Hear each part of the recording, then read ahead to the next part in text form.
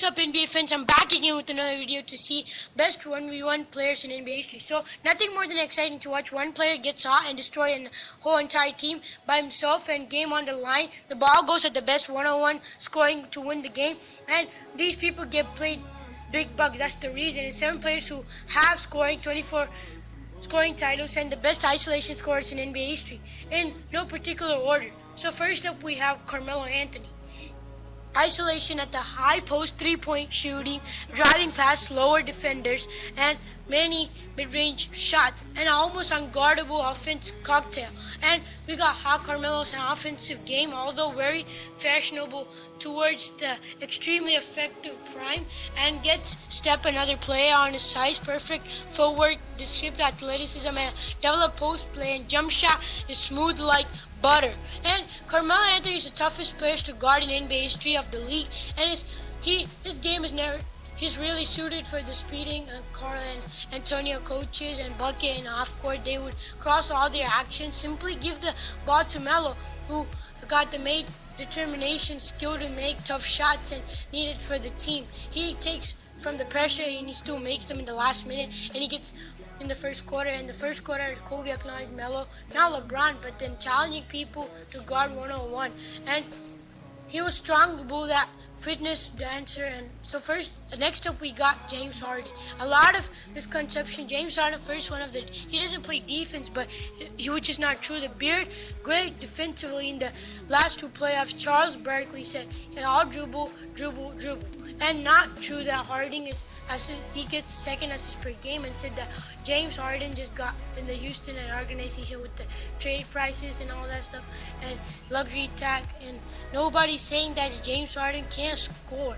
He steps back driving to the left, and so effective and so ridiculously unguardable, and coaches would instruct him and to play James Harden defense, but no one couldn't stop him. However, he even some of the things away. Harden neutralized the thing, and scoring numbers, Houston were outmatched like Will Chamberlain 60s despite an insane game, enormous amount of threes. Harden had league scoring efficiency after year. That's why Harden, usually a ball hog, he does the pump fakes, ruler passer, defense commits, he'll find an open man and surgical precision. And a nuclear triple threat is a guy who can dribble and pass, shoot, and is in your team. An entire offense scheme, if he needs to be Harden's ability and rise up his shot anywhere in the court, and giving a movement, draws fouls, historic rate of creating himself a chance of regardless of those court-made best scorers ever. And next up we got Kyrie Irving, who's the best ball handler, astonishing finisher, who can get you some buckets all sides of the court, and over any defender. He's kind of short, but he can go any defenders, and his dribble finish at the rim is just extremely so good, and both feet impossible to predict where is he going to go, and he does a lot of fakes, best ball. He's one of the guys who can buy a ticket to watch play, and endless combination, hesitations, crosses, spins, and fakes. And watching Kyrie dance hopeless defenders, Harlem, and playing the Washington Generals, and one of the greatest things in his commercials, most efficient scorers in the game today, and clutch gene, and proven the playoffs he's made one of the most important shots in NBA history.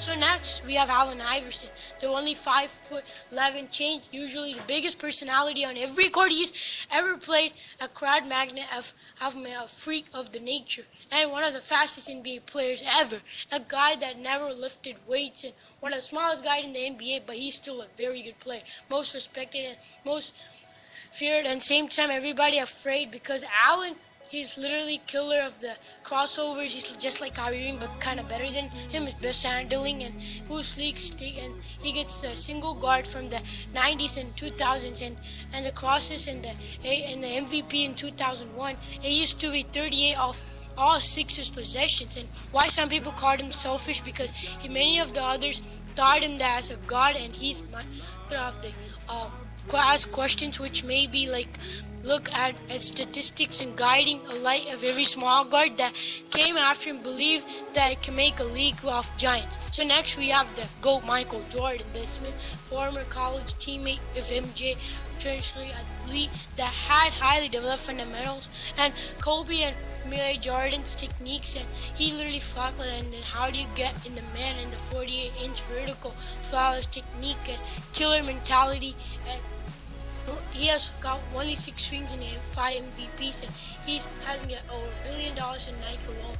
And he that defender exclusively quick in front of Michael Jordan, embarrasses the player that's in front of him. He just dunks over and rips the rim and cut off angles and driving lanes for Michael Jordan. So if you are quick enough, position yourselves enough that MJ is just can pass and get going to 48-inch vertical simply just a jump shot shooter, and against a bigger defender, MJ would fade away, which is really impossible to defend, and misses Jordan and called the Air Jordan for a reason. The defender MJ could jump at the same time, but he can simply not jump as high in the air for a longer time with the gravity, and its thing should overpower guys with feet in the ground. MJ's built different. That's effective ways to guard him. It's like how you can not even guard him. And next we have Kevin Durant, the perfect one-on-one player.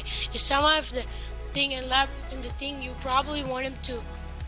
Like professional ball handler, he can whenever he can dribble, he's one of the great shooters and consistently knock down jumpers and get you some blocks. And if you think you wanted to embarrass your opponents, you want him to really be tall and athletic, or you just want to have Kevin Durant who combines all those things in one extremely deadly package. And he got the one that kindly the bird and accounts of the free trashing the site. Durant is a proper cheat code for the people who named him. Probably gets his buckets the easiest, and nobody else is 7 foot who can knock down pulley hip throws and 30 feet. And KD perfectly demonstrated against LeBron in both 2017 and 2018 NBA Finals. I'm guessing that's the reason why he's calling the easy money sniper. Next up, we got Kobe Bryant. He's a very good player. He's one of the one-on-one between LeBron, and without hesitation, he's one of the GOATs, and he was one of the dunkers and sleeping. And he's called the Mamba and best one-on-one player ever. That he could never lose in a one-on-one game. Not a 2-time scoring champ, but got in a giant Grant Hill, an NBA player he faced in the years of rookies, roasted Nick as Eddie Johnson and best guards in the league at all the time. Even though state is debatable as how good is Michael Jordan and KD, that's how good is Kobe Bryant. And Kobe counters moves every move a defender might try, but he's just too fast for them to guard, and mastered every aspect of basketball. He's been practicing a lot more than any other players in NBA history, and many believe that most offensive skilled player ever played.